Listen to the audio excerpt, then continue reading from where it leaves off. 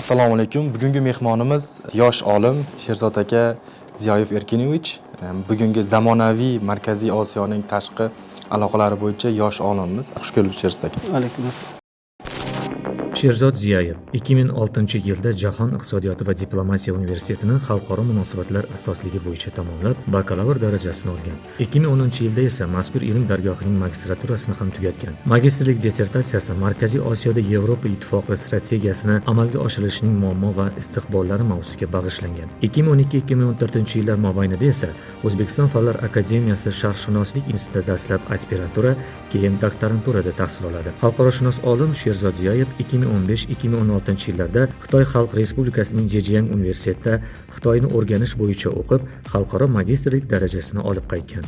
Hozirgi kunda Sherzod Ziyoyev Markaziy Osiyo davlatlari va Yevropa Ittifoqi o'rtasidagi siyosiy diplomatik aloqalarning o'rnatilishi va rivojlanish mavzusidagi tarix fanlari bo'yicha falsafa doktori ilmiy darajasini olish uchun dissertatsiya ishini tugallab, uni himoya qilish arafasida. Bugungi mavzuyimiz Xitoy Xalq Respublikasi tashqi siyosati, jumladan Markaziy Osiyo va xalqaro o'yinchilar bilan uning munosabati haqida. Juda to'g'ri tanlangan mavzu, bugungi kun uchun zaruratga aylangan va yaqin istiqbol uchun biz bilishimiz kerak bo'lgan muammo Xitoy faktori. Buni muammo deydi. Men muammo ekanligi ilmiy muammo, to'g'ri. Chunki amaliy jihatdan Xitoyni biz aslida oddiy hatto tijorat bilan shug'ullanadigan kishilardan yoki oddiy diplomatlardan so'rab bilishimiz mumkin. Chunki ular doimo Xitoyga boradi, o'z ko'zi bilan ko'radi, o'zining shaxsiy kuzatuvlariga ko'ra xulosa bera oladigan shaxslardan so'rab bilishimiz mumkin. Savollar bilan yuzlansam, Albatta. Bugungi kundagi, mana siz o'zingiz mutaxassislik ham shunday, bugungi kundagi Markaziy Osiyo va Xitoy munosabatlari qay darajada? Umuman O'zbekistonning munosabatlari ham qay darajada? Tushunarli. Demak, Markaziy Osiyo bugun yangilanayotgan bir sharoitda. Chunki mintaqaning asosiy mamlakatlaridan biri O'zbekiston allaqachon yangi yo'lini tanlab olgan, o'zini mavqeini ham tiklab olyapti deb umid qilyapmiz. Chunki O'zbekiston oldida turgan vazifalar borki, bu uning bajarilishi Prezident Shavkat Miromonovich oldiga qo'ygan vazifalar mana o'tgan 5 yillikda ko'ryapmiz. Mintaqa mamlakatlari bilan, qo'shnilar bilan aloqalarni o'zi ijobiy, demak, tendensiyani ko'rsatadi. Endi boshqa mamlakatlarda ham yaxshi jarayonlar, tendensiyalar kuzatilyapti. Markaziy Osiyoning, demak, o'sha dunyoga ochilishi bu nafaqat o'zi uchun, balki boshqa qudratli davlatlar, AQSh, Yevropa Ittifoqi kabi tashkilotlar, Rossiya Federatsiyasi, Turkiya kabi boshqa, Xitoyni albatta aytishimiz kerak. Ular uchun ham Markaziy Osiyoning ga intilish kuchayib boryapti va bu mintaqa uchun birinchi navbatda manfaatli deb o'ylayman. Mana hozir siz Markaziy Osiyo va Xitoy munosabatlari haqida aytib o'tdingiz. Endi keling bevosita O'zbekiston va Xitoy munosabatlariga to'xtalsak-da, bularning asosiy qamrab bo'ladigan sohalar qaysilar? Nafaqat O'zbekiston, Tojikiston, Qirg'iziston, Qozog'iston, umuman Turkmaniston, Markaziy Osiyo bo'yicha. Endi Markaziy Osiyo mintaqasi sizga ma'lum juda ham qulay geografik bir muhitda joylashgan. Afsuski, o'sha determinant holat mavjud Markaziy Osiyoning aynan o'sha O'zbekiston kabi davlati uchun, chunki dunyo okeaniga chiqishda noqulaylik mavjud. Biz allaqachon bu ishni deylik boshlab yuborganmiz Afg'oniston orqali va boshqa alternativ yo'llarni rivojlantirish orqali. Endi masalan boshqa mamlakatlarning ham o'ziga xos muammolari bor. Qozog'istonda chegara bilan bog'liq, chegara xavfsizligi, Tojikistonda o'sha qashshoqlikni bartaraf qilish, Qirg'izistonda siyosiy muammolar bor. Turkmanistonda ham ijtimoiy siyosiy mavqe yaxshi bo'lsa-da, lekin siyosiy o'sha yechimini kutayotgan muammolar turibdi oldimizda, mamlakat oldida. Endi demoqchiman, Markaziy Osiyo bilan Xitoy munosabatlari albatta geostrategik nuqtai nazardan yondashishni taqozo etadi. Xitoy uchun Markaziy Osiyo juda ham dolzarb. Buni biz nimadan bilishimiz mumkin? Mana 2013-yilda Xitoy prezidenti Shi Jinping janoblari Qozog'istonga tashrif mobaynida yangi Ipak yo'li loyihasini, yagona kamar, yagona yo'l, One Belt One Road, shu tashabbus, bir makon bir yo'l desak ham bo'ladi, shu tashabbusni ilgari surdi. Endi bu aslida global mega loyiha bu va Markaziy Osiyo bu yerda muhim vazifani bajaradi. Shu nuqtai nazardan ehtiyotkorlik bilan yondashadi. Xitoy doim o'sha Markaziy Osiyo bilan munosabatlarida. Ki mamlakatlar bugungi kunda globallashayotgan dunyoda o'zaro bog'liqlikda yashamoqda. Bog'liqlikni his qilgan holda bir-biriga talpinyapti, bir-biriga intilyapti. Xitoy endi bilamiz, dunyo iqtisodiyotida muhim rolni bajaryapti shu paytgacha va bundan keyin ham bajaradi. Birinchi navbatda sarmoyaviy nuqtai nazardan Markaziy davlatlariga Xitoy kerak bo'ladi. Bu degani qarzga botiradi degan bir nima deydi, salbiy nuqtai yondashishni men umuman tarafdori emasman. Chunki to'xtalamiz. Bu ijtimoiy sohani rivojlantirish bilan bog'liq, infratuzilmani rivojlantirish bilan bog'liq. Xalqaro savdo, transport yo'lagini kengaytirish, o'zaro ijtimoiy iqtisodiy muammolarga demak obyektiv nuqtai yondash. Obyektiv masalan oddiy yo'llarni yaxshi emasligi O'zbekistonda. Bilasizmi, qanchalik iqtisodiy muammolarga demak chigal bo'lib qolishiga sabab bo'lmoqda. Muammolarning yechimi oddiy aslida. Geografiya, oddiy tabiiy sharoitlardan kelib chiqadi. Xitoyning ham joylashuvini qarang. Nima uchun Xitoyning sharqiy tomoni rivojlangan? Chunki u dunyo okeaniga yaqin rivojlangan. Nima uchun Shinjon Uyg'ur avtonom respublikasi yoki Tibet kabi qism rivojlanmagan? Sababi oddiy, geografiya sababi. Boshqa tomondan bor albatta, madaniy nuqtai nazar, siyosiy, diniy nuqtai nazar yondashlar ko'pchilik. Men bunga qarshiman, to'g'risi. U ikki tomonlama jarayon, chunki Xitoy xalqi bu deylik, mintaqa necha yillar mobaynida, necha asrlar mobaynida bir yopiq bir jamiyat bo'lib kelgan. Mana yaqinda ko'rasiz, Uyg'ur avtonom respublikasi bundan keyin, ya'ni muxtoriyat rivojlanib ketadi. Juda ham iqtisodiy guruhlab yashnaydi. Biz ayrim o'sha muammolar turibdi Xitoy va Markaziy Osiyo va boshqa qo'shni mintaqalar o'rtasida. Shu hal qilinsa, biz albatta bundan manfaat topamiz. O'zbekiston shu jumladan birinchi navbatda hech narsa qilmasdan turib ham foyda ko'rish mumkin, ochiq aytaman. Xitoy va Markaziy Osiyo davlatlari o'rtasida qandaydir yechilmagan muammolar ham bormi? Bu muammolar endi global nuqtai nazardan qarasak, ya'ni global siyosatda o'zgarishlarga bog'liq ravishda bu muammolar yuzaga kelyapti deb o'ylayman. Misol uchun, biz o'tgan 10 yilliklarda Rossiya bilan Xitoy o'rtasida mintaqa uchun raqobat mavjud edi. Hozir men bu raqobatni ko'rmayapman. Ochiq hamkorlik mavjud ko'proq. Chunki ular manfaatdor. Siyosiy tizimlari bilan bog'liq bu. Siyosiy madaniyat bilan bog'liq bu. Biz Rossiya bilan birga bitta tarixiy makonda yashaganmiz. Bog'lab turgan ko'p jihatlar bor. Shu nuqtai nazarda Xitoy bilan ham biz aslida tarixan bog'liqligimiz juda chuqur aslida. Biz buni ko'ra bilishimiz kerak. Orada o'tgan 2-3 asrda bu yopilib ketdi. Xonliklar davrida, hatto Temuriylar davrida ham Xitoy bilan munosabatlar yaxshi bo'lgan. Biz endi manbalarni yaxshi ko'rishimiz kerak bugungi kunda. Xitoyga yurish qilmoqchi edi Amir Temur. Maqsad geoiqtisodiy muammolarga global nuqtai yondashdi. Temurning bu yerda Markaziy Osiyoda, katta Yevrosiyoda qilgan fathlari iqtisodiy gurkirashga olib keldi deb qarayman men shaxsan. Shuning uchun uni ko'pchilik jahon olimlari, jahon mamlakatlari yetakchilari e'tirof etadi. Biz buni yechimi uchun kadr masalasiga borib turibmiz. Kadr orqali, ya'ni yaxshi kadrlar, mana diplomatda sizga o'xshagan ommaviy axborot vositalarini yaxshi yorituvchi shaxslar muhim rol o'ynaydi. Stereotip fikrlashlarni demak yo'qotishimiz kerak bizlar. Oddiy xitoylik mana Jack Ma yoki yirik liderlari bor Xitoyda. Biz ularni masalan xalqaro tashkilotlarda ishlaydigan nufuzli olimlar bor, nufuzli davlat jamoat arboblari bor. Ular bilan elchilarimiz bor, Xitoy elchilari. Qanday do'st bizlarga. O'zbekiston haqida Xitoydagi imij juda ham yuqori. Juda ko'pchilik biladi, Xitoydan kredit olish haqida gap ketganda, bu kreditlar ortida qandaydir maqsad bor yoki bir siyosiy bir maqsadlarga asoslanadi degan bir har xil gaplar ham bor. Endi bu media olamida ham bunaqa narsalar juda ham to'lib ketgan. Va shuningdek Xitoy asosan mana Markaziy Osiyo, Osiyo davlatlaridan tashqari Afrikaga ham kredit ajratish borasida ancha yetakchi. Umuman mana shu kreditlar ortida haqiqatan ham qandaydir siyosiy maqsadlar bormi? Bo'lsa ular nimalar? Mana shu Xitoy kredit siyosatiga tushunarli. G'oya bilan bog'liq siyosatning markaziy kategoriyasi bu manfaat va hokimiyat. Xitoy allaqachon iqtisodiy qudratga ega davlat. Yani 2010-yillardan keyingi voqealar shuni ko'rsatadi. AQShdan kapital quyilmalari bo'yicha o'zib ketdi. Xitoyning siyosiy maqsadlari albatta xalqaro munosabatlarda demokratik tartibotni va ko'p tomonlama hamkorlikni o'rnatish, shu tizimni yaratish. Xitoy va Yevropa ittifoqi kabi xalqaro tuzilmalar. Endi Xitoy albatta davlat, lekin bu katta kuch bu, siyosiy o'yinchi xalqaro global siyosatda. Endi qarzlar masalasini buni iqtisodchilar ko'proq tahlil qilgani ma'qul. Men siyosiy va madaniy ijtimoiy nuqtai nazardan bu qarzlarni istiqboli haqida fikrlarimni aytib o'tsam. Bu birinchi navbatda sof iqtisodiy xarakterdagi loyihalarni moliyalashtirishga qaratilgan. Mana o'zingiz qarang, oddiy Qamchiq dovonini oling masalan. Bilasizmi qanchalik muammolar hal bo'ldi bizga? Bu infratuzilma bilasizmi qolib ketadi. Mana biz xorijdan qarz olayotganda uzoq muddatli sarmoya kiritishni biz har doim manfaatdor bo'lib kelganmiz, to'g'rimi? Xitoy shu loyihalarga moliyalashtirishni xohlaydi. Lekin uzoq muddatli hamkorlikni ular talab qiladi. Ya'ni vaqtincha qarz olib ketish emas. balki uzoq muddatli qanday qilib biz deyarli qo'shni mamlakat bilan uzoq muddatli sherikchilik qilmasak. O'z o'ylang, Amerika bilan sherikchilik qilishimiz mumkinmi? Mumkin, lekin Amerikaning qudrati bilan O'zbekistonning qudrati bir xil emas-ku. Potensial yuqori deb o'ylayman. Lekin Amerikada rechaklar ko'p juda ham. Xitoyda rechaklar kam. Endi ko'payyapti. Mana Osiyoda umuman taraqqiyot allaqachon Osiyoga ko'chib bo'lgan. Amerikadagi muammolar tashqi faktorlar, tashqi vositalar orqali hal qilinadi shu paytgacha. Bu adolatsizlik deb o'ylayman men. Shu nuqtai nazardan O'zbekiston olayotgan qarzlar yoki Tojikiston kabi mamlakatlar qarzlari buni hech qo'rqadigan joyi yo'q. Bu biz suverenitet masalasiga yangicha yondashaylik, aziz mutaxassislar, aziz do'stlar. Chunki bir asr oldingi davlat emas hozirgi davlatlar. Bir asr oldingi tushunchalar emas, odamlar tushunchalar o'zgaryapti. Balki 30 yildan keyin shu intervyuimizni ko'rib, bizning yoshlarimiz nima deb o'ylaydi?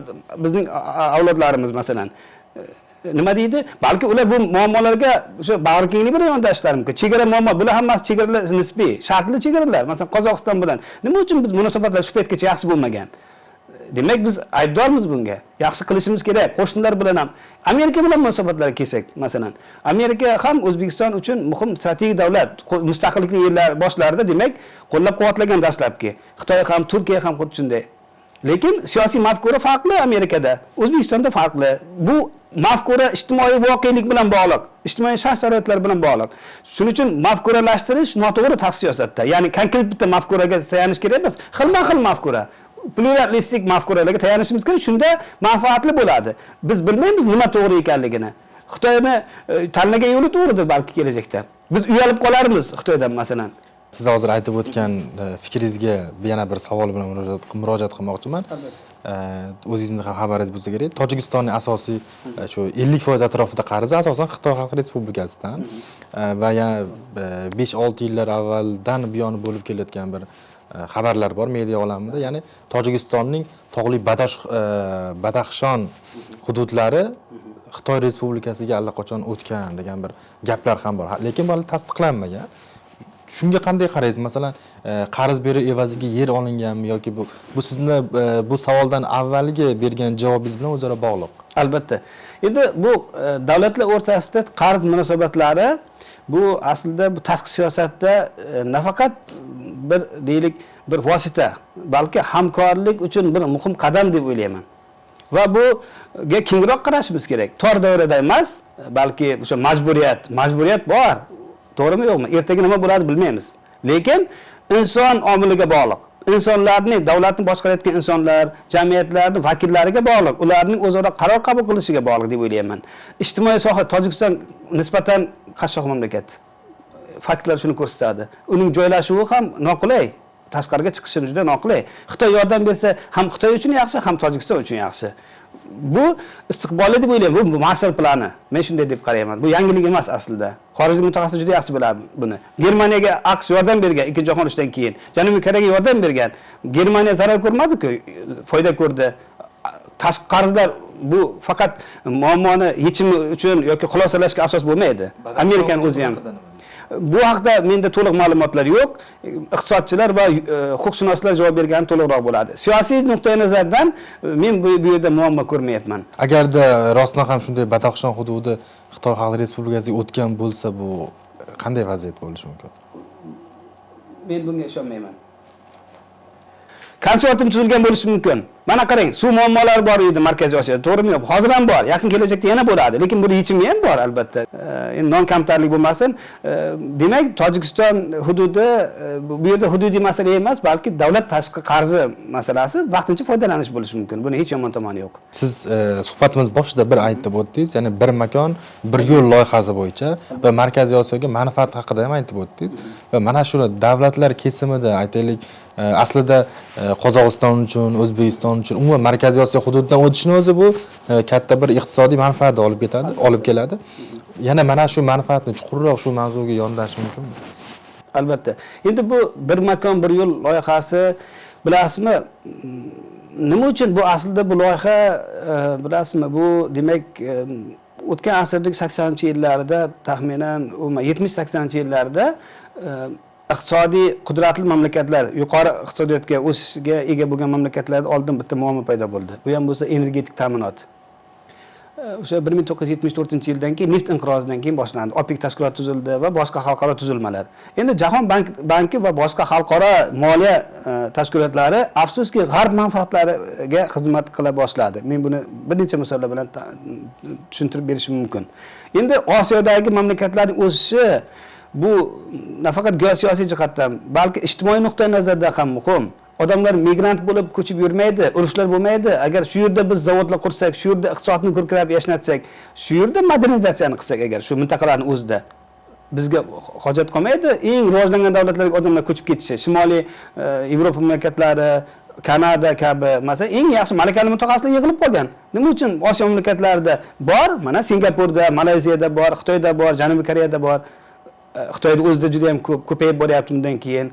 Endi demoqchim, Markaziy Osiyo ham aslida juda katta potensialga ega mintaqa mamlakatlari. O'zbekistonning o'zi juda katta salohiyatga ega.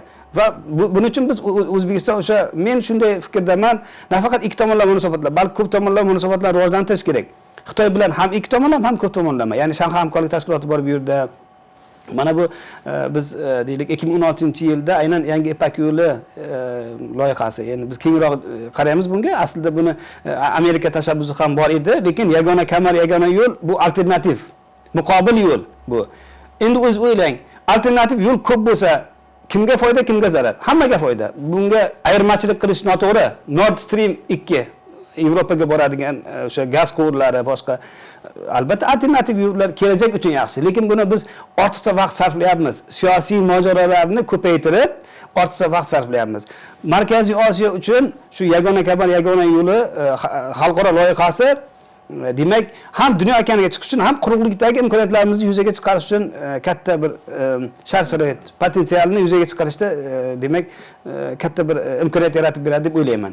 Endi shu yerda aytib o'tishim kerak, o'zi aslida 6 ta yirik koridorni ochish bilan bog'liq bu yagona kamar, yagona yo'l xalqaro loyihasi. 3 tasi shuni demak dengiz yo'li orqali, 3 ta demak yo'nalish bu quruqlikda. Birinchisi Mo'g'uliston, Rossiya orqali, o'sha tog'lar, Rossiyada o'sha Sibirga yaqin joyda tog'lar bor. Shu tog'lar allaqachon yerda yo'llar ochilgan. Bu yerda yo'llar deganda ham gaz quvurlari, deylik boshqa avtomobil, boshqa yo'llar ham nazarda tutilyapti. Albatta. Keyingisi o'rtadan o'sha vodiy orqali Markaziy Osiyo, o'sha Qirg'iziston, O'zbekiston orqali Qozog'iston va keyin boshqa Kaspiyga yo'naladi. Uchinchisi janubiy yo'nalish, bu Tibet orqali Pokistonga yo'l boradi. Shu yerda bir masalan aytib o'tsam, bilasizmi, mana bizda Kashmir mojarosi bor. Men albatta agar shu loyiha rivojlansa, bu mojaro o'z-o'zidan hal bo'lib ketadi. Xuddi shuni biz tarixda ko'rishimiz mumkin. Mana Elzas va Lotaringiya hududi bo'lardi. Hozir ham bor. Nimada? Fransiya va Germaniya o'rtasida ko'mir koni. Ana shu mojaro aslida biz ikki tomonga o'tib turgan. Yes, shunga demak davlat arboblari egmanchasi ikkinchi yarmidan keyin Yevropa ittifoqini tuzish tashabbusi bilan chiqib, shu ko'mir va po'lat uyushmasini tuzish orqali integratsiyaga tamal toshi qo'yildi va bu juda katta yutuq olib keldi. Umuman shu ikkinchi jahon urushidan keyingi Yevropa ittifoqining rivojlanishida asosiy yo'nalish bu iqtisodni tiklash edi. Xavfsizlik bu ikkinchi darajali edi. Biz uchun ham iqtisod birinchi o'rinda. Chunki biz xalqimiz urushqoq xalq emas. Toliblar bilan biz allaqachon kelishimiz mumkin edi. Toliblar ichki masala u. Biz xohlaymizmi yo'qmi, biz ertaga hisob-kitob qilishimiz kerak. Qaysi ma'noda? Bir katta davlat bor Afg'oniston degan. U begona emas bizga. O'zbekiston jihatdan qaraydigan bo'lsak, masalan, biz strategik sheriklikni rivojlantirishimiz kerak Afg'oniston hozirgi o'sha Tolibon hukumati bilan. Mana shu joyda Xitoy allaqachon boshlagan bu hamkorlikni. Mana yutyapti. keyingi savollarimizdan biri shu edi. Xitoyning Afg'oniston bilan aloqalari, ya'ni ko'rdik, Tolibon hukumatiga keldi. To'g'ri. Va Xitoy Afg'onistonda qanday hukumat xohlaydi yoki Afg'oniston o'zi Xitoy uchun qanday manfaat xohlaydi? Tushunarli. Juda qiziq savol. Afg'onistonni aslida biz imkoniyatlarni ko'ramiz-u, lekin unda Afg'oniston bilan munosabatlarda afsuski amaliy harakatlarda biz buni ko'rmaymiz. Ya'ni davlatlar deylik tashqi siyosati mahkamalari vakillari ish olib borayotganda Afg'oniston bilan shuni hech nazarda tutmaydi. Chunki bundan ko'proq O'zbekiston manfaatdor. Qo'shnimiz eng bizga tarixiy jihatdan ham yaqin bo'lgan, etnik, siyosiy, madaniy nuqtai nazardan, madaniy jihatdan bizga yaqin bo'lgan mamlakat. Endi Xitoy bilan munosabatlarda biz Afg'onistonda ko'proq asosiy yo'nalish bu iqtisod. Yuqorida aytgan loyiha bilan bog'liq bu va xavfsizlik. Iqtisod va xavfsizlik. Endi Xitoy uchun xavfsizlik juda ham muhim. Hatto birinchi o'ringa chiqadi. Chunki bu mana bu yuqorida aytgan loyihalar, umuman global tashabbuslari, mayli keling global ambitsiyasi deydi. Men qo'shilmayman. Ambitsiya intilishi, harakati deb qaraylik. Buni neytral so'z bilan ifodalaylik. Chunki yutuq olib kelyapti. Xitoy bilan kim aloqa o'rnatgan bo'lsa, o'sha bu yerda biz win-win cooperation, ya'ni win-win hamkorlik, yutuq plus yutuq hamkorligini ko'ramiz. Amerika bilan munosabatlarda ustozimiz Sodiq Safoyev o'zining Markaziy Osiyoning geosiyosiy asarida juda ham o'rinli aytib o'tganlar allaqachon. Ya'ni bu yerda Amerika munosabatlarida ba'zida biz yutqazib qo'yamiz. Mana Afg'oniston uzoqqa bormang, yutqazdi. Amerika munosabatda. Ochiq gap. Chunki toliblar bekorga shart qo'ymadi tezroq chiqib ketish. Gumanitar kriz yuzaga keldi. To'g'ri, tezroq chiqmasi kerak edi balki. Palapart chiqmasi kerak edi, lekin boshqa chora qolmadi. Toliblarga boshqa yo'l qoldirishmadi. Harbiy yechimdan boshqa yo'l qoldirishmadi toliblarga. Ochiq aytaman men buni. Shu o'rinda aytib o'tishim kerak. Siyosiy sohani rivojlantirishning sharti bu ma'rifiy yo'ldan ketish. Partiyaga a'zo bo'lishimiz kerak. Mana men O'zbekiston Milliy tiklanish demokratik partiyasining a'zosiman. Bu yerda milliy davlatning rivojlanishi O'zbekiston uchun muhim. Chunki biz o'zimiz ichimizda birlashmasak, mana yuqorida ayrim mansabdor shaxslar rus tilida gapiradi, hali ham yozadi. Endi gapirib o'zbekcha juda ham yaxshi gapiradi, lekin yozolmaydi. Yozish kerak. O'zbek tilida ish yuritish kerak. Qat'iy talab qilgan bo'lardim men masalan. Yosh avlod, o'rta avlod vakili sifatida. Chunki bu yoshlarning huquqlari poymol qilinyapti. Nima uchun sizda kuch bor, bilim bor, sizga o'xshagan yoshlarni biz ishga taklif qilmayapmizda, yosh kattalar masalan egallab turibdi, ayrimlari, hammasi emas. Demak, shu bu muammo, demak yechimini topish kerak. Xitoy bunday ichki masalalarga aralashmaydi deb o'ylayman. Toliblar bilan munosabatda ham aralashmaydi, faqat o'zlarining strategik kelishuvi bo'lishi mumkin. Bo'lishi mumkin emas, bor bu. Endi bu yopiq masala bu. Kerakli mutaxassis tushunadi bu narsani. Razvedka idoralari o'rtasida hamkorlik bor. O'zbekiston bilan ham hamkorlik bor. Xitoy o'rtasida Andijon voqealaridan keyin Xitoy bizga yordam berdi juda katta. Tan olishimiz kerak. Ikkinchi to'lqin bo'lib ketishi mumkin 2010-yillardan keyin Qirg'iziston o'sh voqealari. Shanxay hamkorlik tashkiloti nafaqat xavfsizlik, balki iqtisodiy o'sish bilan bog'liq, ijtimoiy madaniy sohani rivojlantirish bilan, ta'limni rivojlantirish bilan bog'liq bir xalqaro bir tashkilot. NATO harbiy tashkilot bo'lsa, u Shanxay hamkorlik tashkiloti ochiq tashkilot deb qabul qilaman men. Shuning uchun a'zolari soni ko'payib boryapti. Biz hech qo'rqmasdan Hindiston va Pokistonni a'zo qilib oldik, taklif qildik. Bu xato bo'lmadi bu. Chunki inklyuziv siyosat olib borish kerak xalqaro tashkilot. Shundagina uni obro'yi oshadi va bu global rivojlanishga hissa qo'shadi. Yopiq tashkilot bo'lishi noto'g'ri bu. Masalan, men shu yerda aytib o'tishim kerak. Turkiy tilli davlatlar kengashi bor, masalan. Nima uchun Rossiyani qo'shmaymiz biz? Muzokara olib borsak qo'shiladi Rossiya deb o'ylayman. To'g'ri, Rossiyada o'z yarasha muammolari bor. Rossiya degani bu juda ulkan mamlakat. Keyin uzr mediada potensiali xuddi aynan bu yerda va ruslar, rus xalqi bilan ham Turkiya xalqlar begona emas. Bu tarixiy ildizlar juda ham chuqur bu. Oxirgi 4-5-asrni tarixini qarab chiqsangiz bunga savolga javob olishingiz mumkin. Ya'ni Rossiya bu ulkan mamlakat. Turli etnik guruhlar yashaydigan, asosiy xalqi rus tilida gapiradigan. Endi bu til masalasiga aytib o'tsak, rus tilida gapirdi degani bu ruslashib ketdi degani emas. Sovet davrida yopiq edi chunki. Sovet sotsializmi yopiqlikka olib keldi. Lekin bu sotsializm yomon degani emas bu. Mana Xitoy sotsialistik yo'lni tanladi, ijtimoiy yo'lni tanladi. O'zbekistonchi. O'zbekiston ijtimoiy yo'lda hozir faqat dunyoda bozor iqtisodiyoti ustunlik qilyapti. Ya'ni bozor munosabatlaridan kelib chiqib yondashilyapti. Bozor konjunkturasidan kelib chiqib, bugungi kunda asosiy talab va taklifdan kelib chiqib, masalan. Shunga, ya'ni bu yerda Marksning aybi yo'q, Kapital asarini yozgani. Bir vaqt changib yotardi. Hozir biz uni olib o'qiyapmiz. Chunki iqtisodiy muammolarga biz iqtisodiy tomonni yondashishimiz kerak. Endi nazariyani aybi nima? Nazariy ilmiy jarayonni bir tomonni tahlil qilib beradi. Uni biz abstraktlashtirishimiz yoki umumlashtirishimiz shart emas. Ya'ni nazariy degani bir masalaga bir tomondan qarash degani aslida. Olim sifatida shuni aytaman. Shuning uchun kengroq qarashimiz kerak. Demak, Xitoy Afg'oniston munosabatlari strategik jihatdan yuqori bosqichga ko'tarilish arafasida turibdi. Biz Afg'oniston Islom Respublikasi ilgarigi hukumat bilan, hozirgi Toliblar hukumati bilan ham O'zbekiston allaqachon muzokaralarni ijobiy pallasida hozir. Endi afsuski bu yerda ikki tomonlama munosabatlar ba'zida biz uchun mavhum bo'lishi mumkin. Ya'ni Xitoy bilan Afg'onistonni qanday strategik kelishuv bo'lishi mumkin, yopiq deyishimiz mumkin. Buni hech nima deydi, bizga aslida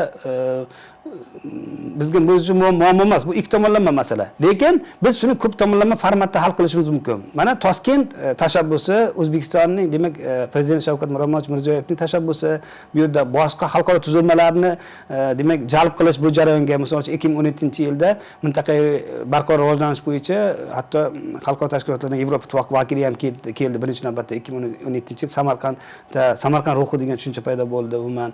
Demak, Afg'onistonda hozir muammolar bor. Gumanitar muammolar, ijtimoiy, siyosiy emas, ko'proq siyosiy muammo hal bo'lgan deb o'ylayman. U ichki u vaqt soati bilan hal bo'ladigan masala u. Ashraf G'anini hech kim otib o'ldiraman demayapti. U odamni eshitishimiz kerak balki. Lekin u odam qo'ldan kelgan ishni qildi. Karzai ham shu jumladan. Endi bu yerda toliblarni afsuski ijtimoiy sohada tajribasi kam. Shuning uchun hozir mana yon berishga harakat qilyapti. Ya'ni o'zlari bu ishni qilib ko'rmagan. Ular harbiy jihatdan qudratga ega balki. Lekin ular davlat, zamonaviy modern davlatni yaratish bo'yicha biz hamkorlik qilishimiz kerak. O'zbekiston doim tayyor. Infratuzilmani rivojlantirish, energetika ta'minoti bo'yicha ham hatto Xitoy agar Afg'onistonga juda katta yordam bersa, O'zbekiston bundan ham manfaatdor aslida. Chunki bu yerda O'zbekiston qandaydir vositachilik qilishi mumkin, qandaydir O'zbekiston ko'proq foyda ko'radi deb o'ylayman. Chunki Afg'oniston o'z yo'nalishida Janubiy Osiyo mamlakatlari bilan rivojlantirish mumkin, Turkmaniston bilan aloqalarni. Lekin biz O'zbekiston juda katta kuch sarflab qo'ydi allaqachon Afg'onistonga. Kuch sarflab qo'ydi, sarf xarajat qildi. Biz buni demak istiqbolni o'ylab munosabatlarni shu yo'nalishda davom ettirishimiz kerak. Mana bugungi suhbatimiz bevosita Xitoy tashqi siyosati bilan bog'liq va albatta Turkiya bilan bo'lgan munosabatlarga ham to'xtalib o'tmasak bo'lmaydi. Chunki Turkiya bilamizki, geosiyosiy jihatdan ham Yevropa, Osiyo umuman har bir mintaqani o'ziga tortadigan hududlardan biri. Xitoy va Turkiya munosabatlari bundan aytaylik bir 7 yillar avval shu Uyg'urlar masalasi bilan o'zaro bir bog'liqlik fonida kelayotgandi. Lekin mana so'nggi yillarda xuddiki bu ikki mavzu ajraldi va Xitoy va Turkiya aloqalarida ancha iliqlik kuzatilyapti. Umuman Xitoy va Turkiya munosabatlari aslida qanchalik shaffof biz hozirgi ko'rayotgan, bilayotgan shu rasmiy xabarlardan ko'ra. Va shundan tashqari siz Uyg'urlar masalasiga ham to'xtalib o'tsangiz, Uyg'urlar masalasi qanchalik dolzarb yoki Shinjon hududidagi shu aytilayotgan materiallar o'zi qanchalik bular shaffof va bularga biz qanchalik ishonishimiz va bu bilan qanday insonlar qabul qilish kerak buni informatsiyalarni. Endi Xitoy Xalq Respublikasi va Turkiya munosabatlari haqida gapiradigan bo'lsak, avvalo har ikki mamlakatning joylashuvi, ularning salohiyati, deylik, ikkalasi ham rivojlanayotgan mamlakatlar qatoriga kiradi. Aslida ayrim faktlarga ko'ra, ekspertlar e'tirofiga ko'ra, Xitoy allaqachon rivojlangan mamlakat. Lekin o'zlarini Xitoylik vakillarimiz demak rivojlanayotgan deb kamtarlik qilib aytishadi. Turkiya ham xuddi shunday. Mana oxirgi bu Turkiyadagi oxirgi voqealar krizis bilan bog'liq emas bu. Turkiyaning salohiyati juda katta. Turkiya o'zini energetik imkoniyatlari cheklanganiga qaramasdan, muammolariga, geostrategik muammolari bo'lishiga qaramasdan, savdo, tijoratni, demak iqtisodiyotni yuqori darajada modernizatsiya qilgan, demak salohiyatli mamlakatlardan biri hisoblanadi. Turkiya bilan hamkorlikda biz albatta yutamiz. Faqat biz 90-yillarda Turkiya bilan aloqalar biroz endi 90-yillarning oxirlariga kelib yomonlashgan. Bu yerda men kadrlar bilan bog'layman bu. Chunki ikki tomonlama munosabatlarda qatnashadigan kadrlar. Chunki biz turklar bilan umuman Turkiya o'sha rasmiylari bilan munosabatlarimiz oliy darajada edi, o'sha prezidentlar darajasida. Keyinchalik bu ayrim dunyodagi voqealar bilan bog'liq, o'sha Rossiyadagi bo'lgan jarayonlar, masalan 90-yillar oxirlarida, umuman o'sha katta Yevrosiyoda, MDH davlatlarida bo'lgan o'sha siyosiy iqlimning yomonlashuvi, o'sha siyosiy islom deyishimiz mumkin. Endi bu Turkiya bilan munosabatlarda Xitoy bilan aloqalariga unchalik ta'sir ko'rsatmagan o'sha paytda. Iqtisodiy nuqtai nazar yondashgan, chunki Xitoy ham o'sha payt 90-yillarda birinchi navbatda iqtisodni birinchi o'ringa qo'ygan, chunki oldin iqtisodiy muammolar hal bo'lsagina davlat oyoqqa turishi mumkin. haqiqiy bozor munosabatlari Xitoyda shuni aytib o'tishim kerak. 90-yillarning birinchi 5 yilligida boshlandi. Haqiqiy O'zbekiston ham aslida shu yillarda boshlagan haqiqiy islohotlarni. Lekin biz endi haqiqiy munosabatlar deganda masalan o'sha sof iqtisodiyot nazarda tutilyapti. Lekin biz uni amalga oshirishda to'g'ri yo'lni tanlamadik. Ayrim o'sha prinsiplarga amal qilmadik deb o'ylayman. Bozor haqiqatan ochiq bo'lishi kerak edi O'zbekistonda. Ochiq bo'lmadi bozor. Tan olishimiz kerak. Bank konvertatsiya muammolari hal bo'lmagan. Turkiyada bu investitsion faoliyat, tijorat juda yaxshi rivojlangan. Shuning uchun Xitoy bilan Turkiya munosabatlari allaqachon ya'ni o'zaro manfaatdorlikka xizmat qilib kelgan. Endi bu munosabatlarga afsuski ayrim o'sha siyosiylashgan deylik o'sha yondashuvlar ham bor. Yondashishga bog'liq chunki Uyg'ur masalasi Xitoy Xalq Respublikasi nima deb o'ylaydi? Rasmiy doiralar doim o'sha Uyg'urlarni ezishni xohlaydimi? U nima degan badiiy jumlalarni biz kamroq ishlatishimiz kerak iloji bo'lsa. To'g'ri, Uyg'ur xalqini biz meni ustozim Uyg'ur millati, ustoz Abdulahad Xo'jayev mening ilmiy rahbarim ustoz. Demak Uyg'ur millati misol uchun. Demak ular Xitoy Xalq Respublikasida tavallud topgan va O'zbekiston fuqarosi, O'zbekistonga xizmat qiladigan. Umuman olimlar kimga xizmat qiladi? Olimlar hamma jamiyatga xizmat qiladi aslida. Albatta, ilm fanga xizmat qiladi. Diplomatlar kimga? Diplomatlar ikki tomonlarga xizmat qiladi deb o'ylayman. Endi Uyg'ur masalasi bu yerda endi ko'pchilik shunday deb o'ylaydi, lekin bunga qo'shilmayman. Bu juda tor doirada qarash deb o'ylayman, chunki buni aslida yechimi sud huquq. Nima uchun? O'sha faqat ommaviy axborot vositalarida jalsa olgan bilan ish bitmaydi bu. Muzokara, murosa yo'lini tanlash kerak. Demak, Turkiya bilan Xitoy munosabatlari ijobiy, demak, tempda rivojlanib boryapti. Yaqin kelajakda endi mana Suriya masalasida yechim topildi deyarli. Endi migrantlar bu katta muammo. Yevropa uchun va rivojlangan mamlakatlar uchun katta muammo. Rivojlangan mamlakatlar bunga yon berish kerak. Bu masalada yon berish, ya'ni donor sifatida qatnashish kerak, huquqiy yondashish kerak bu yerda. Bo'lmasa gumanitar krizis zarar olib keladi o'zlariga. Endi o'zi o'ylang, urushni oldin boshlagan-ku ayrim Yevropa davlatlari masalan deyilgan. Endi qanday qilib ular buni rad etadi? Urush o'zlari sababchi bo'lgan-ku. Bir vaqtlar. Endi umuman olganda aytayapman masalan. Endi qayerga boradi? Endi kiritmasligi adolatsizlik deb o'ylayman. Migrantlarni cheklov qo'yishi masalan Yevropa mamlakatlari ayniqsa masalan. Turkiya-Xitoy munosabatlari haqida aytib o'tdingiz. Biz albatta Xitoyning AQSh bilan munosabatlari deganimizda Yevropani ham hisobga olishimiz kerak, chunki Yevropa va AQSh bular bir-birlarini to'ldiradi va bir qaysi pozitsiyada bo'lsa, katta ehtimol bilan yana ikkinchi taraf ham o'sha pozitsiyada bo'ladi. Ya'ni biz bilamizki, AQSh va Xitoy savdo urushi deb nomlangan so'nggi prezident Donald Tramp davridan beri bu jumlani ishlatib kelyapmiz. Yevropaning pozitsiyasi qanday bo'ladi yoki Yevropa ittifoqi bu mavzuda har bir davlat o'z pozitsiyasini tanlaganmi? Juda o'rinli, xilma-xil demak mazmunni taqozo etadigan bir savol bo'ldi. Xitoy AQSh munosabatlari alohida katta mavzu. Endi dunyo siyosatida, dunyo iqtisodiyotida asosiy o'yinchilardan bittalari demak o'sha AQSh bo'lsa, ikkinchisi Xitoy. Xitoy hali ham demak o'sha birinchilikka da'vo qilayotgani yo'q. Bu yerda gap birinchi, ikkinchilikda emas. Gap asosiy global iqtisodiyot, jahon iqtisodiyoti muammolarini hal qilish.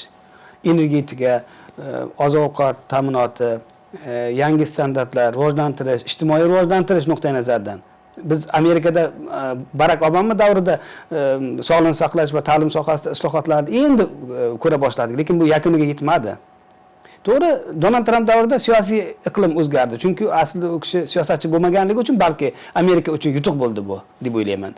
Endi Bayden janoblari bular prezident Bayden yoshlar ulug' bo'lgani uchun bular kengroq vazminlik bilan yondashyapti. Rossiya bilan munosabatlarda ham, Xitoy bilan munosabatlarda ham vazminlik bilan yondashyapti va bu ham yutuq deb o'ylayman. Endi AQSh va Xitoy o'rtasida aslida faqat tortishuv yo'q, aslida hamkorlik ham bor. Bir-birini bog'lab turgan juda katta demak yo'nalishlar bor.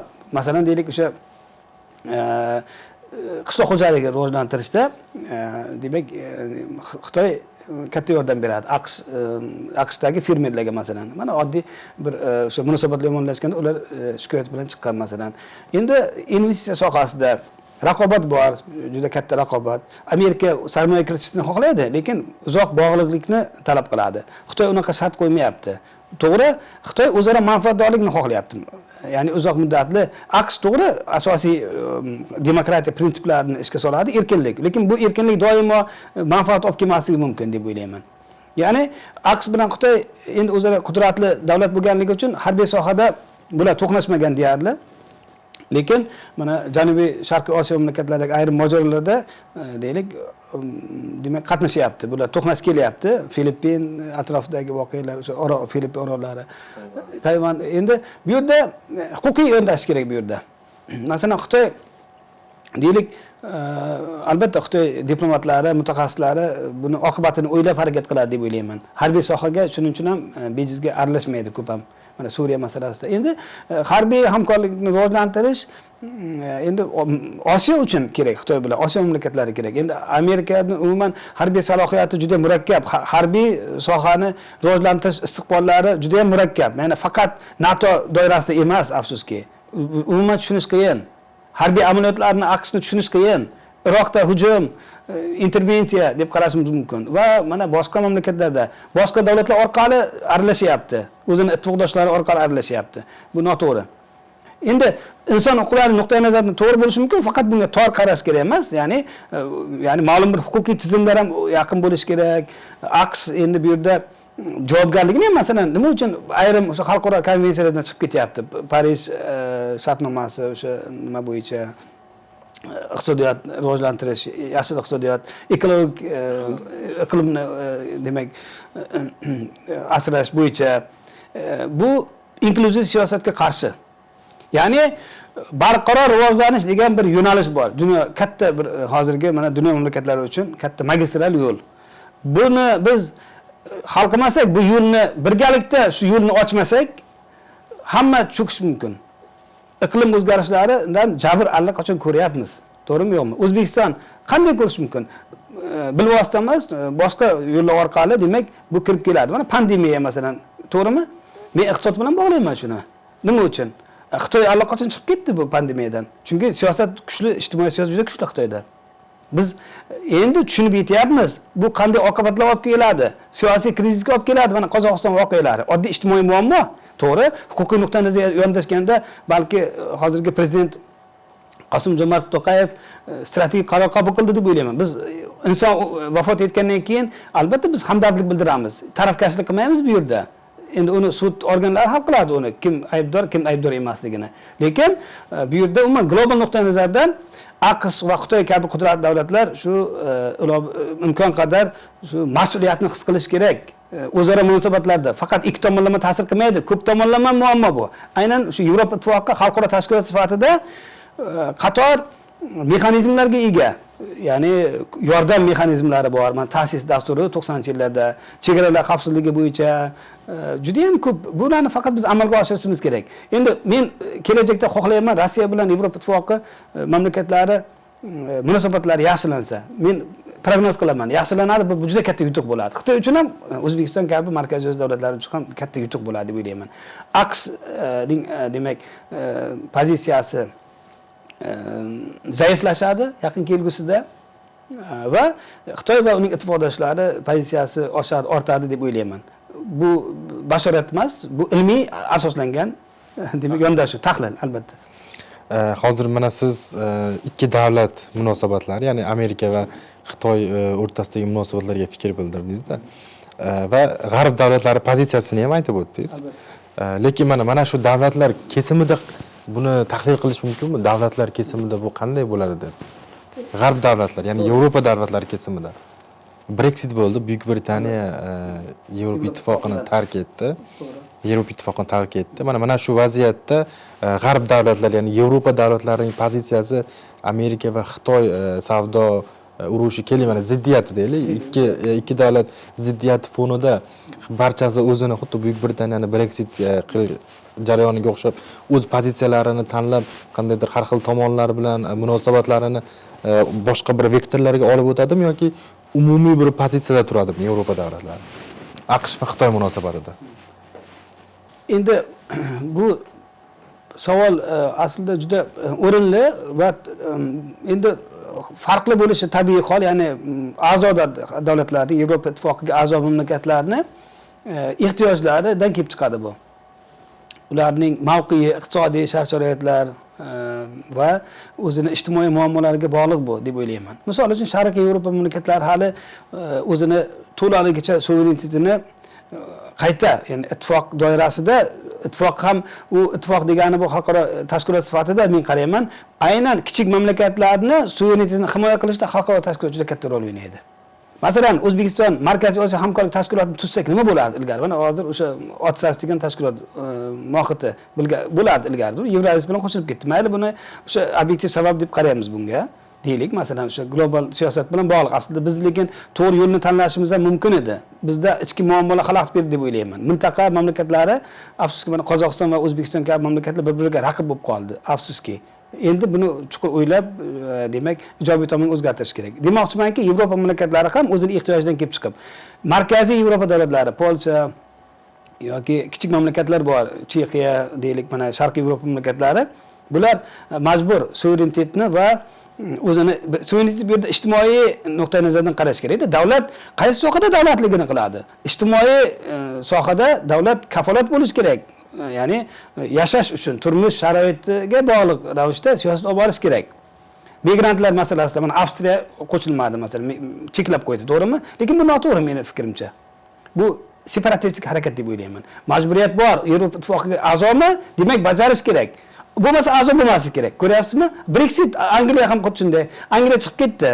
Suveren huquqi, bilaman, Maastricht shartnomasi bo'yicha huquqi chiqib ketish.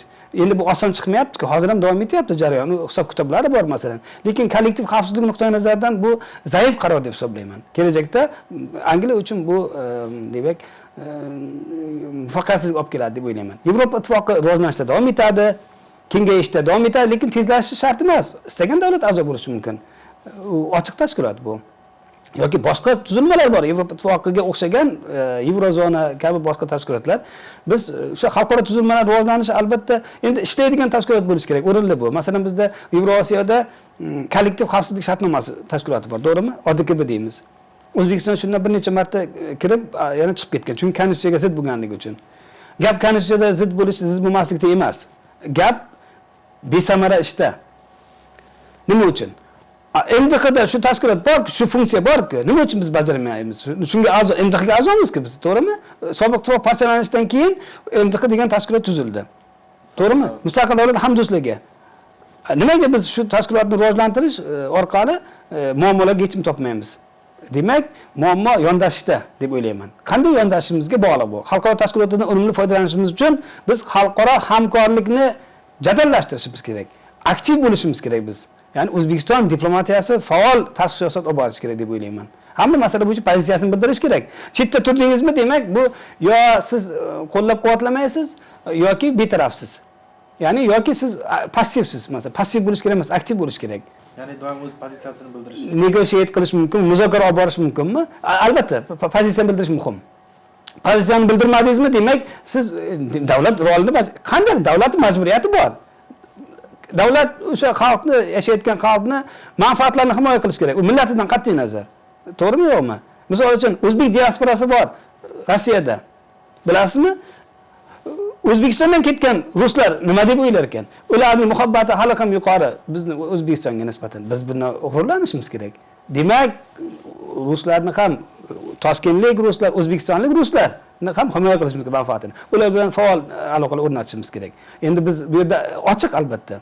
Ya'ni endi bu yerda Yevropa mamlakatlari afsuski o'sha murakkab o'sha migratsiya bir to'lqinini yashayapti hozir.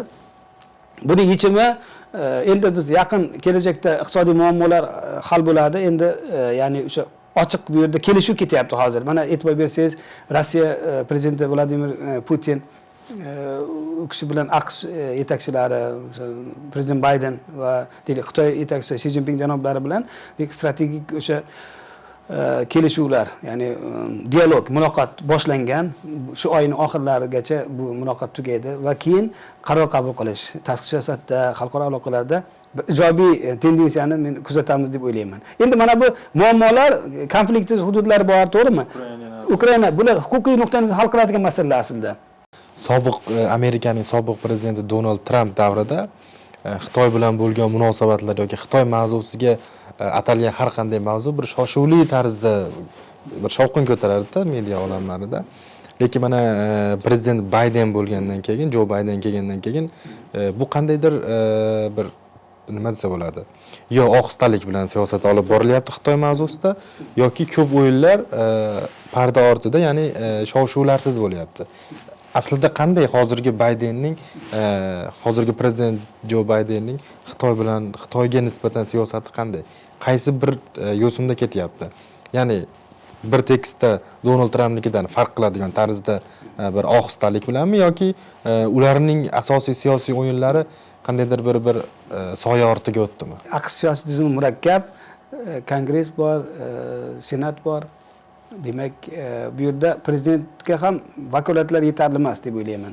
Chunki prezident deylik, uni aytganini bajartirish uchun, qildirish uchun bizga o'xshagan bir siyosiy madaniyat bo'lishi kerak. Buni tan olishimiz kerak. Kimdir aytadi, buni avtoritarizm deydi. Uni xalq tanlaydi, qaysi yo'ldan bo'lishi. Demokratiyani shaklini ham xalq tanlaydi. Lekin Tramp mana shu yo'lni boshlagan edi. Xitoyga nisbatan o'z albatta Amerika siyosatini boshlagan. To'g'ri. Endi bu yerda ta'sir ko'rsatuvchi lobbi guruhlari bor. Yaxshi savol berdingiz. Aynan men shu fikrni aytmoqchi edim. Amerika siyosiy tizimida meni bilishimcha lobbi bu huquqiy asosga ega. Ya'ni tasdiqlangan, bu e'tirof etilgan. Bizda ham balki lobbi bo'lishi mumkin. Bor lobbi, qanday yo'q? Avtosanoatda bu lobbi bor-ku. Nimaga? Lekin rasmiy emas. Rasmiy, norasmiy ta'sir bor-da, uni isbotlab berishim mumkin. Qonunlarda bormi? Unda qonunda qilib qo'yish kerak. Nima uchun o'sha avtosanoat tabiiy monopoliya emas-ku? To'g'rimi yo'qmi? Endi qarang, balki O'zbekiston rivojlanishi uchun, byudjetni rivojlantirish uchun avtosanoat bizga kerakdir balki.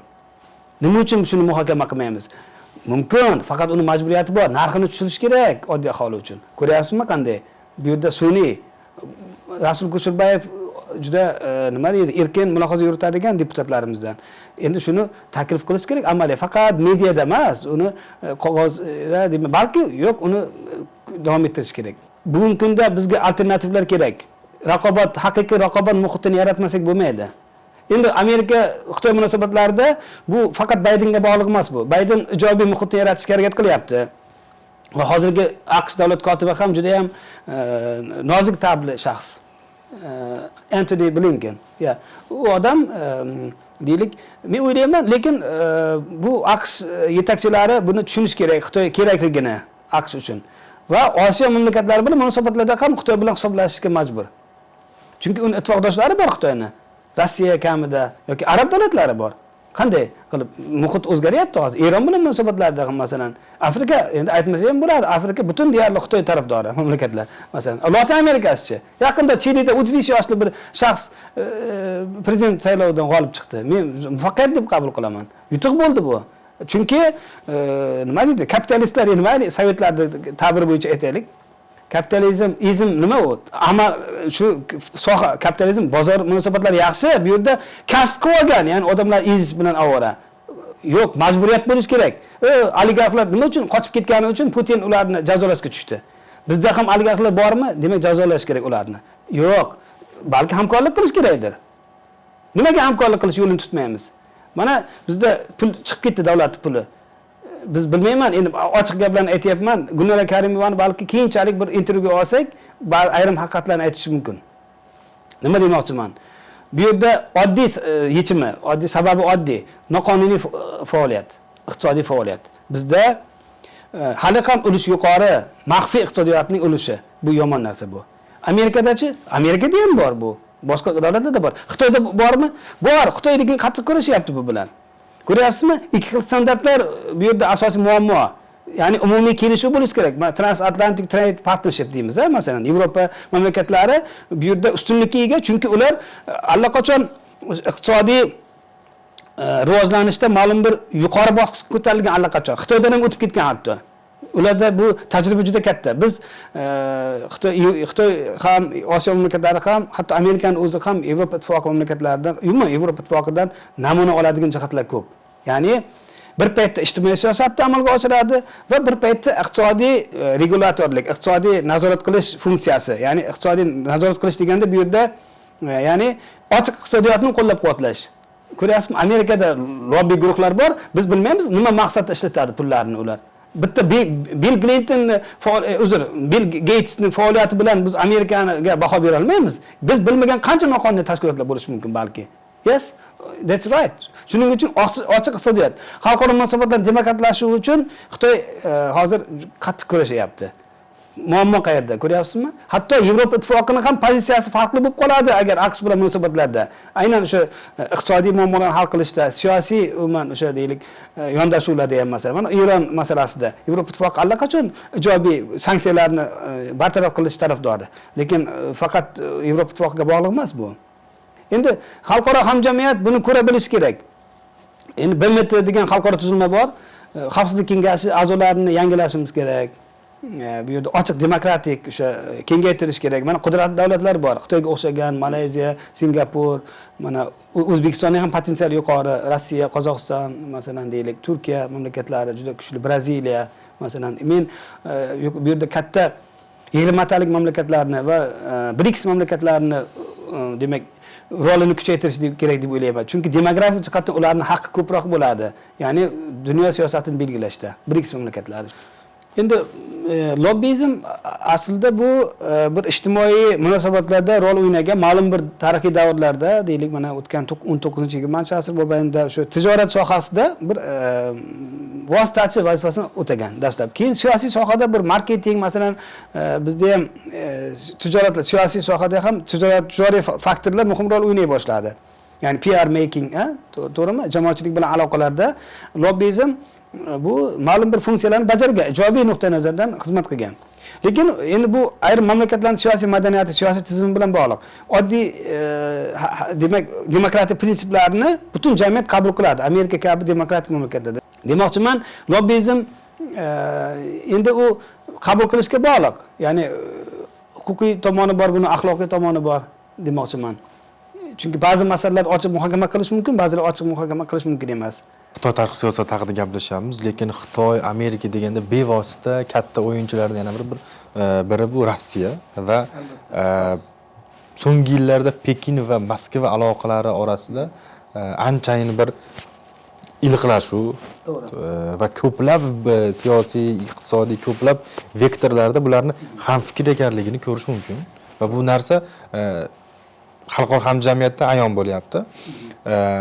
Aslida bu munosabatlar AQSh va uning ittifoqchilari desak bo'ladi. Endi AQSh va uning tarafdorlari deymizmi, ittifoqchilari uchun yakdillikda harakat qilish uchun tuzilgan bir kelishuvmi ikki davlatlar o'rtasida? Qanday fikr bildirasiz bu mavzuga? Albatta, sizning tahlillaringiz juda ham to'g'ri. Bu kuzatuvlar ko'pchilik tasdiqlasa kerak. Rossiya Xitoy munosabatlari oxirgi demak 5-6 yilda va 10 yilliklarda hatto iliqlashayotganini ko'rishimiz mumkin. Bu endi ularning birinchi sababi o'sha geografik faktor. Ularning yaqin joylashganligi bir-biriga. Va ularning bu mamlakatlarning demak siyosiy tizimidagi muammolar, bir xil o'sha muammolar bor. Ya'ni siyosiy islohotlarni jadallashtirish kerak har ikkala mamlakat. Endi Xitoy iqtisodiy jihatdan ancha qudratli Rossiyadan. Rossiya o'zi, ya'ni konseptual jihatdan meni fikrim, haqiqiy bozor munosabatlarini rivojlantirish tarafdori Rossiya. Lekin Rossiyani geografik o'sha shart-sharoitlari, balki ichki muammolari bunga yo'l qo'ymasligi mumkin va yo'l qo'ymayapti deb o'ylayman. Men achinaman. Bu Rossiyani rivojlanishini tarafdoriman masalan. Shaxsan mutaxassis sifatida, chunki bizning ko'p muammolarimiz hal bo'lib ketardi agar ochiq gapda, masalan, shimoliy mamlakatlar bilan aloqalar, demak Yevropa bilan aloqalar shu jumladan quruqlik orqali masalan. Endi Xitoy bilan Rossiya munosabatlari endi strategik darajada albatta bu oliy darajada muloqot mavjud. Bu muloqot tushgani yo'q hech qachon. Bayram davrlarda deylik bu kamaygan bo'lishi mumkin. Bu ikki tomonlama munosabatlar bilan bog'liq emas, balki dunyo siyosati bilan bog'liq. Xitoyda deylik ayrim o'sha diqqat e'tibori boshqa mintaqalarga qaratilganligi bilan izohlaymiz. Shuning uchun endi bu Rossiyani iqtisodiy modeli, bozor iqtisodiyoti, lekin ijtimoiy siyosati juda murakkab kechyapti. Ya'ni Rossiyada ham kambag'allik darajasi mavjud va bu doim men endi o'sha migrantlar orqali ayrim fikrlarni eshitaman. Hatto oddiy fuqarolari o'sha yashashda qiyinchilik ko'rayotganligini aytadi. Rossiyani istiqbolda, lekin shu sohani rivojlantirish, xalqqa manfaatli xizmat qiladigan bir davlatchilikni qurish rejasi bor. Bu qiyin kechyapti. Biz endi buni deylik do'st mamlakat sifatida buni yaxshi rivojlanishini biz istaymiz. Endi Xitoy bilan aloqalarda Rossiya albatta ehtiyotkor bo'ladi Rossiya tomonidan, chunki katta raqib va hamkor. Chunki o'zaro bog'liqlikda ko'p loyihalari bor. Buni birgalikda bajarishi kerak. Global siyosatda ham bir-birini qo'llab-quvvatlaydi. Xalqaro tashkilotlarda, BMT, Xavfsizlik kengashi va boshqa tuzilmalarda o'zaro qo'llab-quvvatlaydi bir-birini. Va bu tabiiy jarayon deb qarayman. Sababi oddiy aslida. Ikkalasi ham ilgari deylik kommunistik mafkura mamlakati, postsovet mamlakat. To'liq biz nima deb o'ylaysiz? Nima uchun Rossiyada kommunistik partiya bor hali ham, masalan? Yediniy Rossiya qudratli asosiy siyosiy kuch, lekin kommunistik harakat bor. Ikki davlat, ya'ni Xitoy va Rossiya davlatlari munosabatlari ko'ringanidek juda ham mustahkammi yoki qo'sh tirnoq ichida yopiq eshiklar ortida qandaydir ular orasida ham kelishmovchiliklar yoki hal qilinmagan muammolar hali ham mavjudmi yoki kelajakda ikki davlatning vektorlari o'zgarishi mumkinmi, ya'ni boshqaruvlari yoki pozitsiyalari? Endi albatta kelishmovchilik deylik ma'lum bir obyektiv sabablar bilan bog'liq ravishda mavjud bo'lishi mumkin. Rossiya bilan Xitoy munosabatlarida chegara bilan bog'liq, misol uchun, lekin vaqt soati bilan hal bo'linadigan masalalar bu. Lekin umumiy strategik jihatdan hamkorlik tendensiyalarini ko'ryapman men. Rossiya chunki mana xalqaro miqyosda ma'lum bir o'zini mavqeini tiklab oldi bugungi kunda.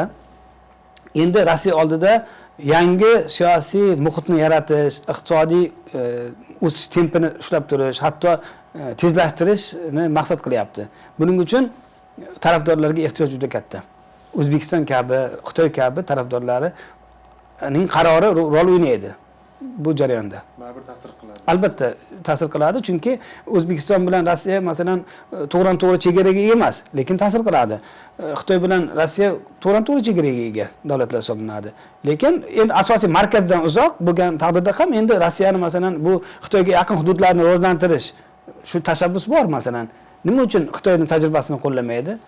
Bu jarayon aslida ijobiy har ikki mamlakatlar uchun masalan. Hukumatlar boshqaruv sistemalariga ko'ra har xil turga bo'linsa-da, lekin xalqaro maydonda manfaatlar jihatdan munosabatlarga ega bir-biri bilan.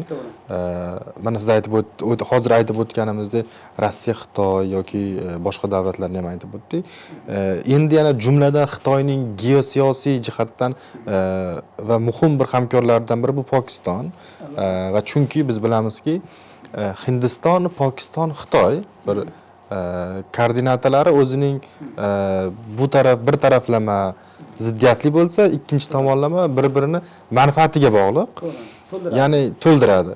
Hindiston bu taraf chegaralar bilan Xitoy bilan ziddiyatga borsa, ikkinchi tomondan o'sha tarixiy yana bir ziddiyat bu Pokiston-Hindiston munosabatlari. Pokiston bilan aloqalari xususida to'xtalib o'tsak va Hindiston bilan aloqalari xususida va nima uchun Pokiston bilan munosabatlari iliqroq va chunki bu Hindistonga nisbatan o'zini qo'ygan bir Xitoygacha bo'lgan chegarasi hisoblanadimi? Qanday sifatda baholash kerak bu mavzuni? Juda keng qamrovli muammo bu. Xitoy Pokiston munosabatlari, shuningdek Xitoy Hindiston munosabatlari. Endi barchaga ma'lum, Hindiston va Pokiston o'rtasidagi muammo o'sha bu aslida tarixiy masala. Aslida bu masalaga bu davlatlarning tashkil topishi ham endi o'sha paytda davlat rahbarlari ikkinchi jahon urushidan keyin yechim deb qarab kelgan. Ya'ni biz xuddi masalan Isroil va Falastinni ajralishi, ular o'rtasida bufer hudud va keyinchalik mustaqil davlatlarning rivojlanishini masalan. Endi bu yerda ko'proq mafkuraviy yondashuv ustunlik qilyapti deb o'ylayman. Sof siyosiy nuqtai nazardan sof deylik diplomatik aslida vositalar bu yerda asosiy rol o'ynash kerak. Ya'ni xalq rostdan ham endi faqat urush yo'li bilan emas, tinchlik yo'li bilan. Endi Kashmir mojarosi aslida bu yillar o'tib balki 20-30 yilda hal bo'lib ketadigan masala. chunki bunga ehtiyoj qolmaydi. Agar biz turizmni rivojlantirsak, biz deylik ochiq ichki siyosatni olib borsak, ya'ni o'sha Janubiy Osiyo mamlakatlari, Markaziy Osiyo ham xuddi shu jumladan. Endi Xitoy Hindistonni albatta o'tgan asrda buyon raqib deb ko'rib keladi. Biz harakatlar orqali bilishimiz mumkin. Lekin Hindistonni rivojlanish yo'li umuman boshqacha. Harbiy soha ko'proq rivojlanib ketdi Hindistonda masalan. Bu muammolarga yechim topdi deb o'ylamayman. Endi to'g'ri bunga bir sabablar turtki bo'lgan. Chunki AQSh tomonidan Pokistonning qo'llab-quvvatlanishi 20-asr ikkinchi yarmida masalan bu terrorizmning rivojlanishiga olib keldi. Bu yaxshilikka olib kelmadi. Mafkuraviy terrorizm. Yes, deyishim mumkin aniq. Masalan, men o'zim bilgan pokistonlik ayrim hatto ziyolilar bor edi. Qarang, ular pasportida yozib qo'ygan pokistonlik fuqarolarga shu hamma mamlakatlarga chiqish mumkin, faqat Isroilga emas. Bu yopiq, bu separatistik harakat deb o'ylayman. Balki bunga obyektiv savollar bordir balki. Chunki Islom respublikasi bo'lganligi uchundir. Bu to'g'ri bo'ladimi? O'zi o'ylang, islomda shunaqa bormi? Dushmanga urush olib borish degan. Endi bu har tomonlama qarash kerak bunga. Sud, xalqaro sud bor, yondashuv. Endi biz tarbiyaviy, ma'rifiy qaraylik bu masalaga. Bu noto'g'ri albatta. Biz endi dunyoga ochilishini tarafdorimiz. Ham Pokistonni, ham Hindistonni. Muammoning asosiy yechimi shu bo'ladi. Mana qarang, O'zbekiston dunyoga ochilgandan keyin oxirgi 5-6 yilda qanday ijobiy tendensiyalar kuzatyapmiz, to'g'rimi? O'zbekiston ham ichki siyosatda, ham tashqi siyosatda. Mana siyosiy partiyalardagi jarayonlar, siyosiy dialog, siyosiy demak bahslar, intervyular ko'rishimiz mumkin. Afsuski, ularda faqat texnik jihatdan ayrim deylik kamchiliklar bor. Oddiy madaniyat yetishmaydi, bir-birini eshitish madaniyati, bilim yetishmaydi. Oddiy partiya nima desa javob bera olmaydi odamlar. Oddiy davlat nima desa javob bera olmaydi. Uzr, endi oddiy masala bu, bilish kerak. Bilimsizlik ko'ryapsizmi? Jaholatga olib keladi. Xuddi shunday Pokiston bilan Xitoy munosabatlarida ham shunday bo'lgan bir vaqtlar, lekin Pokiston bilan munosabatlar ancha ijobiy oxirgi 10 yilliklarda masalan. Chunki Pokistonda hozirgi hokimiyat albatta iqtisodiy o'sishni va siyosiy muloqotni birinchi planga qo'ygan. Shuning uchun biz ijobiy tendensiyani kuzatamiz. Endi Hindiston bilan Pokistonni Shanxay hamkorlik tashkilotiga a'zo bo'lishining o'zi muammoga yechimni boshlanishi deb qarayman. Chunki muammoni hal qilinmasligi, muzlatib qo'yilishi u muammoni rivojlanishiga olib keladi, to'xtatilishiga emas.